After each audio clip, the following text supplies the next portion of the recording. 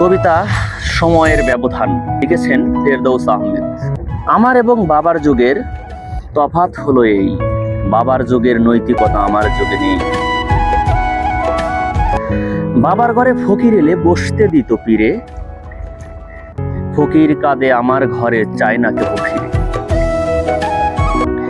বাপ চাচার বাড়ি ছিল এক উঠানেই বাঁধা, দুই গায়ে দুই বাড়ি বানিয়েছি আমি এবং দাদা। বাবার চোখে আসতো পানি কাঁদলে কুকুর ছানা, মানুষ কাঁদে তাও দেখি না আমি এমন কারা। পথে বাবা গাছ লাগাতো পাইতো পথিক ছায়া, সেই পথিকার পথের প্রতি নেই আমার কোনো মায়া।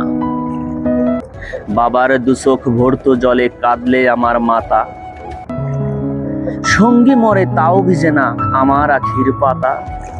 বাবার কোলে মাথা রেখে মরল আমার দাদা, মাতা পিতার নেই না খবর আমি এমন গাধা।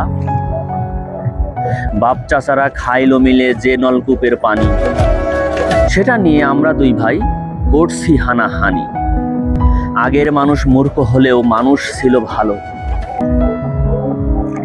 লেখাপড়া থাকলেও আমার মনটাও অনেক কালো। আগের মানুষ গরিব হলেও ভালো ছিল স্বভাব, বর্তমানে লোকের অনেক টাকা আছে কিন্তু নৈতিকতার অভাব।